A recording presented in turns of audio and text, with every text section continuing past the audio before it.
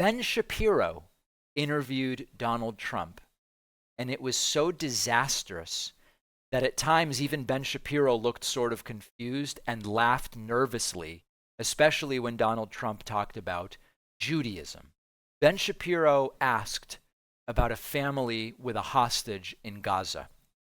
And Trump's reaction is always, me, me, me. I'm so great. Trump's reaction was to say, I grew up around a lot of Jewish people. I knew many Jews growing up. Take a look at this. The family was very grateful to you, obviously, for taking the time to meet with them. And, it was really a meaningful experience. Wonder if you wanted to say something about the situation for that family and the other families like them. I thought from a religious standpoint, it was so beautiful. I had not been that aware. As you know, I'm not Jewish, but I grew up in a Jewish neighborhood, to put it mildly. With my father being a Brooklyn builder, I knew lots of Jewish people, almost exclusively, if you want to know the truth. But I thought it was a beautiful, he was explained the whole thing and how it worked. And it was very beautiful, ceremonial. And I got to meet the family, and they were great. There's two parts to this.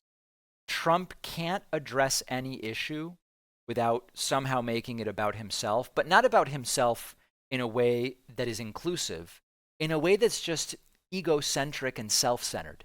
But it's also important to mention that Donald Trump's father, Fred Trump, was in the KKK and was secretly funding the John Birch Society. So it may be true that Donald Trump grew up around Jewish people. It may not. I mean, he grew up in Queens and Manhattan. There are larger Jewish populations there than in much of the country. But the idea that Trump has been this obvious ally to the Jewish community since he was a kid is laughable and pathetic. Donald Trump also told Ben Shapiro that he watched the 60 Minutes interview that Kamala Harris did with on 60 Minutes. And hilariously, in yet another one of these instances where it's like, is Trump talking about himself or someone else? He says she did not answer questions in a way that he thinks is presidential. Take a look. I watched her. I got to watch last night 60 Minutes. And she answers questions like a child. This is not a president. She's answering questions in the most basic way and getting killed over it. And every time she does an interview, she sounds like a child. She sounds like a person with a very low IQ. Projection. I don't know what other interpretation there is of this.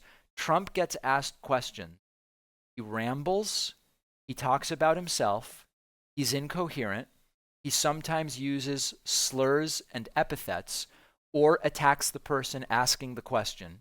And he wants to tell us that it's Kamala Harris who can't answer the questions coherently and is speaking like a child. And as an example, Donald Trump in this next clip tries to explain that if he were president right now, Putin never would have invaded Ukraine. And he says it relates to to oil prices, or it's actually because of Trump's lack of presence. It's totally incoherent. I'm trying to unravel and unwrap this. Take a look at what Trump had to say. Russia and Putin never would have attacked Ukraine ever when I was there. And I talked about it, and it was the apple of his eye. I got along with him very well, which is a good thing, not a bad thing. A lot of people think that's a bad thing. No, that's a great thing.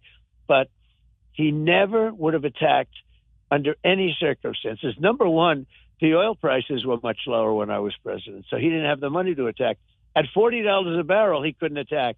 At $80, $90, and $100 a barrel, he made a lot of money. So, but it's not even that reason.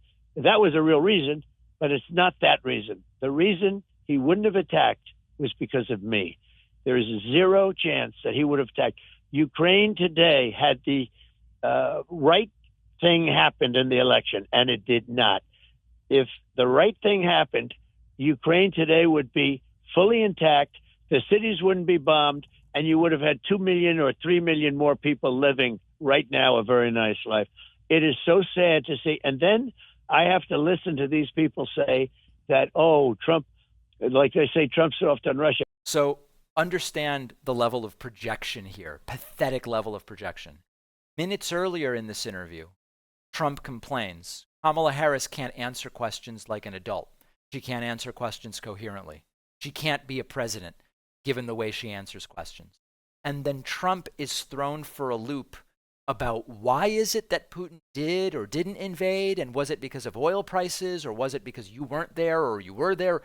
He cannot answer questions, and people are noticing. And even though it's very clear that Ben Shapiro is trying to be useful to Donald Trump in this interview, even Shapiro has a look on his face like, I don't know that this guy's really helping himself. There is almost no interview that Trump can now safely do with left-wing, right-wing, or sort of neutral media and come out on top. Later in the show, we will look at Trump's interview with comedian Andrew Schultz. It is something else. If you're still using a free email service, your emails are often being scanned and tracked even after you delete them. Companies use the data to know everything about you and show you ads, even your most personal communications. That's why I recommend you check out StartMail. Unlike free email services, our sponsor StartMail never scans or tracks your emails. It also blocks tracking pixels, which companies and hackers use to capture your IP address. And when you delete an email in StartMail, it is gone forever, keeping your information private. StartMail allows you to create unlimited email aliases, protecting your identity and reducing spam. This lets you use different email addresses for different purposes, like newsletters or shopping. Plus, StartMail lets you encrypt every email, even if the recipient doesn't use encryption. Switching is easy. You can migrate all your existing emails and contacts with just a few clicks.